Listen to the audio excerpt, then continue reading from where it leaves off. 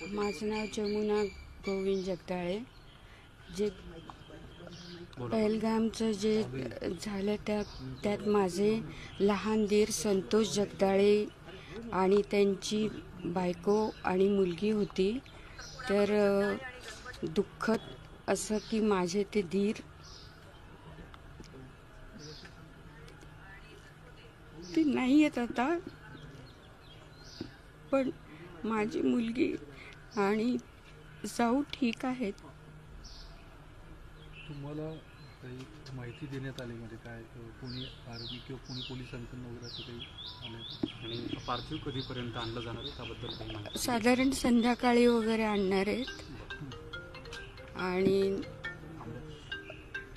संध्याकाळी म्हणजे तसं फडणवीस सरांनी सांगितलं की लवकर झालं तर आम्ही पाठवण्याचा प्रयत्न करतोय तुमच्या फॅमिलीला, पण अजून प्रोसिजर त्यांची होत असेल, त्यामुळे कदाचित संध्याकाळी लगभग 5-6 वाजेपर्यंत कदाचित पार्थिव आणते. तुम्हाला जी माहिती दिली गेली आहे त्यात नेमकं काय सांगितलं? किती जखमी आहेत? कोण सुरक्षित आहे? सध्या काय तिकडे परिस्थिती आहे? नाही, माझे दीर तर नाहीच आहेत त्यांना, पण त्यांची बायको आणि मुलगी सेफ आहेत. ते त्यांच्याबरोबर येतील पार्थिव बरोबर. फोनवर जेव्हा बोलणं झालं तिकडे परिवारातल्या लोकांसोबत, तर तेव्हा काय म्हणतायत परिवारातले सदस्य? काय सांगतायत तिकडे काय परिस्थिती? नाही, माझी जाऊ तर बोलूच शकत नाहीये, तिच्यावर एवढं अचानक तिच्या समोर सगळं झाल्यामुळे.